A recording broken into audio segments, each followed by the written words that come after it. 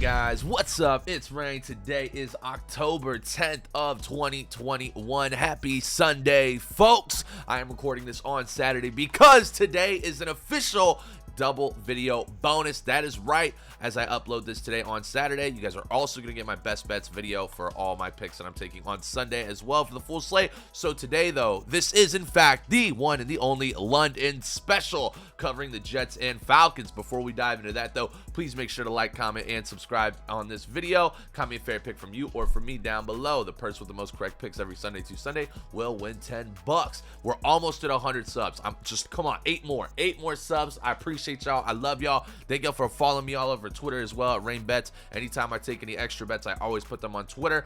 We've been absolutely popping off this season. NFL record at 20-7. That's a plus 13 correct picks. Our unit gain is over 2,000% in what we've bet on so far. Our 2021 record is 219 and 159 for plus 60 as well. I love y'all to death. Without further ado, peace, love, positivity, and abundance. Let's get the show on the road right now. All right, y'all, coming in hot, man. Oh man, the New York Jets are playing against the Atlanta Falcons in a neutral location over in London. Man, oh man, being an American football fan must be tough if you live in Europe, because Godell just loves to send you the absolute shittiest of matches each and every single time to face off in front of you. You know, it is what it is, but you know, at least you get some American football. Eventually, I think what they're trying to do here is I think eventually they're definitely going to add like some type of London team. I think a London football team would be badass. But enough of that. I'm sorry. Let's get into the game. The New York Jets are going against the Atlanta Falcons. This line opened up at around minus and plus 3.5. It's been chilling around plus minus 3, and the over-under is at 44. All right, man, something that's very, very interesting about this, and I know a lot of you guys are going to be asking, Rayn, why would you even make a video on this game? There's no way there's a lot of value here. What are you talking about? Well, specifically talking for this game, for starters, y'all, it starts at 9:30 a.m. Eastern time tomorrow. Now, I know a lot of y'all have really long work weeks. Y'all like to sleep in. You like to chill on the weekend. So that's why I'm uploading this on Saturday today. So if you decide to take this game, you can place your bet today and then wake up in the morning for the Sunday slate a little bit later, sleep in, and already have some abundance in your pocket. You feel me? All right, so this match is a wild outlook with a shitload of variables. That has very, very greatly swayed my decision to absolutely think the pick that I take is an absolute lock. So let's just start off with all aspects on the Jets, okay? The Jets are coming off their first win of the season with an absolute electric performance from rookie Zach Wilson and a 27-24 overtime thriller win over the Titans. Now, before this game, it was looking like a guaranteed 0-16 season. I'm not gonna play it. I'm not gonna play it with you. All my Jets fans out there, Zach Wilson looked atrocious. Your offensive line looked atrocious. Everything just looked bad. The only bright spot, you know, is kind of the defense. But I will say that now that this team has some fight in them, now that Zach Wilson has some confidence and a fucking win under his belt, you know, things have changed. And, you know, anything can really happen here, and you kind of got to look at the edge in every aspect on this being a perfect buy opportunity for the Jets. Now, remember, we're going to talk into everything, and, you know, another variable here is we got to talk about the duration of the flight. Yeah, New York to London. I'm telling you, every angle possible I'm looking at because of how wild these games are, right? So approximately that flight is about 7 hours from New York, as well as the outdoor conditions are about the exact same, identical to New York as well. So, you know, it might be like a little bit of a home game, you know, an away game, but a home game, maybe a little vacation kind of style for the Jets. So just throwing that out there. Health-wise, though, for the Jets, this team is pretty solid, you know, and all players will, in fact, be traveling to London for this game. You know, the Jets defense has been pretty good despite the ungodly turnovers that the offense has just pinned against them each and every single week in and week out.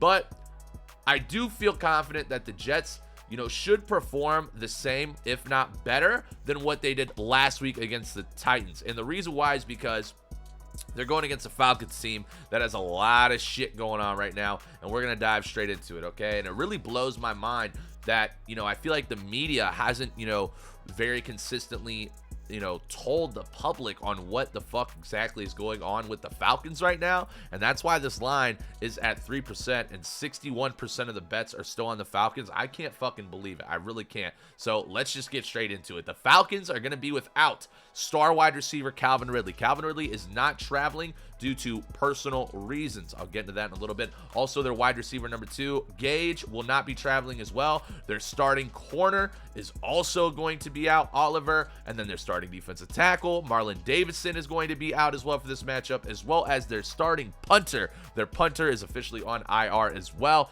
So those are 5 pretty fucking big key factors, especially for a Falcons defense that has struggled tremendously throughout this entire year.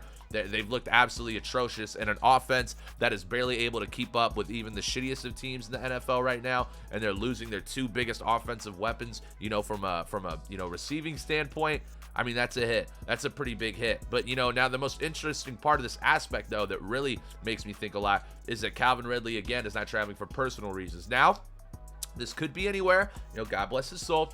It could be a loss in the family. If so, prayers and wishes going out. Or, Calvin Ridley could just not be wanting to go to London in general. And if it was a loss in the family, something would have came out by now. It would have been like, Calvin Ridley would not be traveling due to uncle's death, or da-da-da-da-da. And I feel like the way Calvin Ridley is, usually if someone in the family dies, something like that, he would play in honor of that family member that passed away. So I don't think it's somebody who passed away. I don't think it's anything like that. I really just feel like Calvin Ridley just didn't want to go to fucking London.